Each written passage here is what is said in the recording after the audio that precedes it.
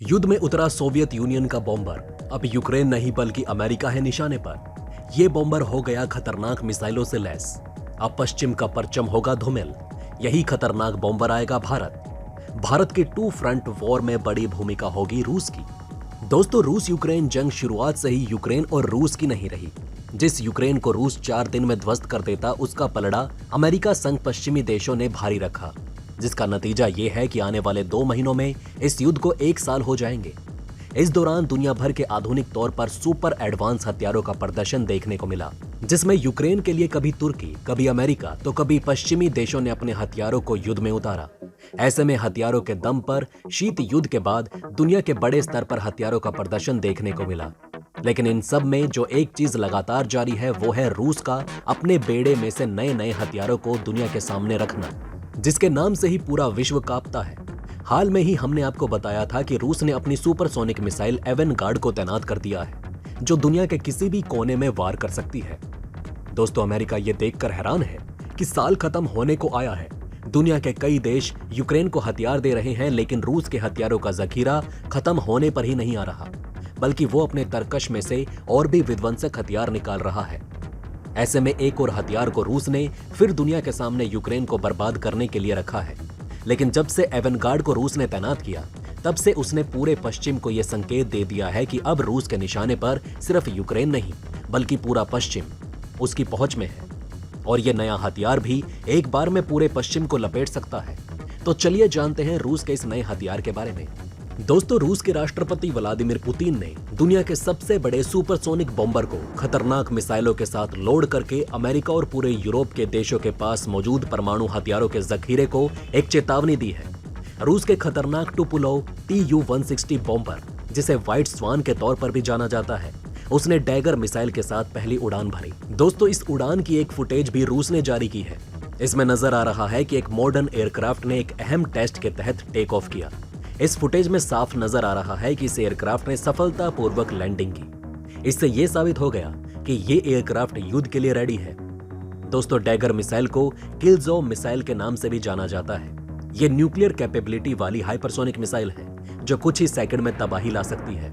इन मिसाइलों की range 1900 kilometre से भी ज्यादा है।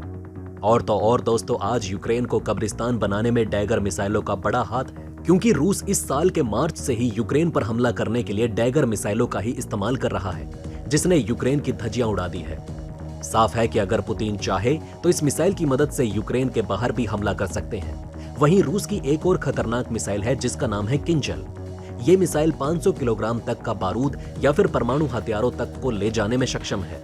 वहीं इसकी रेंज 2000 किलोमीटर के साथ ये मैक 12 की स्पीड से उड़ान भर सकती है और दुश्मन का खात्मा कर सकती है।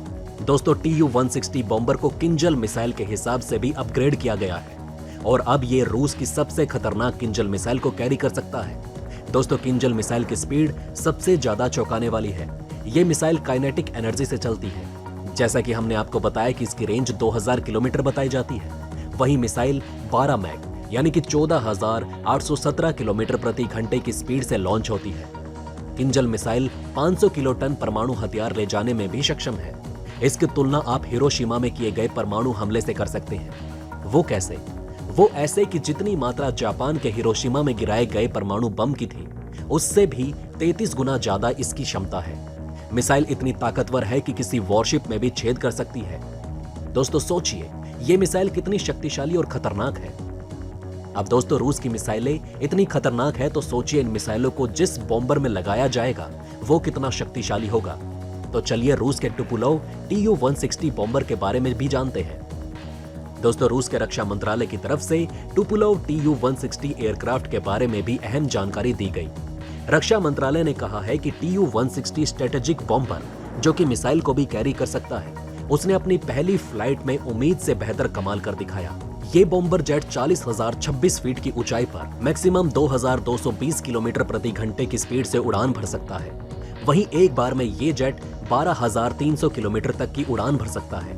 इस जेट को 960 किलोमीटर प्रति घंटे की रफ्तार से उड़ाया जा सकता है। टुपुलोव दुनिया का सबसे बड़ा सुपरसोनिक एयरक्राफ्ट है। मिलिट्री एविएशन की हिस्ट्री में इसे सबसे भारी एयरक्राफ्ट कहा जाता है। दोस्तों, ये बॉम्बर आज का नहीं बल्कि सोवियत संघ के जमाने से ही ये बॉम्बर रूस की सबसे बड़ी ताकत बना हुआ है।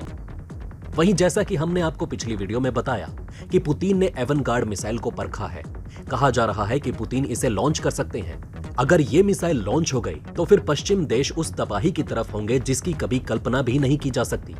एवनगार्ड मिसाइल आवाज की रफ्तार से 27 गुना ज्यादा स्पीड पर दुश्मन को निशाना बनाती है।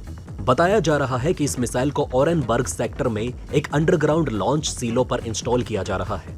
मिसाइल एक हाइपरसोनिक ग्लाइड व्हीकल के साथ है, तो साफ है कि रूस अब अपने बेड़े में से एक साथ कई सारे खतरनाक हथियार निकाल रहा है, क्योंकि यूक्रेन को अगर रूस हराना चाहता है तो पहले उसे पश्चिमी देशों को रास्ते से हटाना होगा। वैसे दोस्तों, आपका रूस की मिसाइलों पर और Tu-160 बॉम्बर के बारे में क्या कहना है, हमें कमेंट बॉक्स में जरूर बताएं। अब दोस्तों, हम आपको सबसे दिलचस्प बात बताते हैं, और वो ये कि इसी साल खबर आई थी कि भारत रूस के Tu-160 बॉम्बर में अपनी दिलचस्पी दिखा रहा है।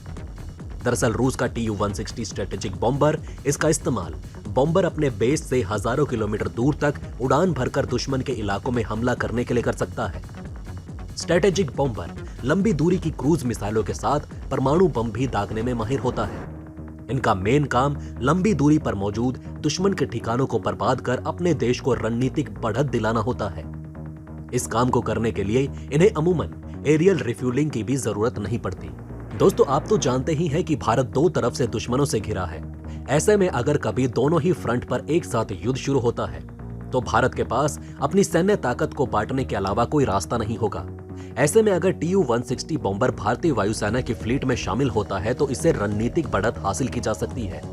ये बॉम्बर चीन और पाकिस्तान के अंदर घुसकर उसके सैन्य ठिकानों, रणनीतिक हवाई अड्डों और फिर समुद्र में गश्त कर रहे वॉरशिप या एयरक्राफ्ट कैरियर को निशाना बना सकता है। ये बॉम्बर भारी भरकम मिसाइलों को भी अपने साथ ले जा सकता है, जबकि दूसरे लड़ाकू विमान ऐसा नहीं कर सकते। तो दोस्तों, आपका क्या कहना है? क्या भारत को रूस के टुकुलव Tu-160 को खरीदना चाहिए? अपनी राय हमें कमेंट बॉक्स में जरूर बताएं। बहरहाल दोस्तों, इस वीडियो में बस इतना ही। वैसे आपका इन खबरों के बारे में क्या कहना है, हमें कमेंट में जरूर बताइएगा। वहीं अगर आप चाहते हैं कि ऐसी इन्फॉर्मेशन ज्यादा से ज्यादा लोगों तक पहुंचे तो इस वीडियो को शेयर जरूर करें, और अगर हमारी ये वीडियो आपको पसंद आई हो तो लाइक करना ना भूलिएगा। साथ ही अगर अभी तक आपने हमारे चैनल को सब्सक्राइब नहीं किया है तो प्लीज हमारे चैनल को सब्सक्राइब जरूर करें। खुश रहें, अपना ध्यान रखें। फिर मिलेंगे एक नई इन्फॉर्मेशन के साथ। तब तक के लिए जय हिंद, जय भारत।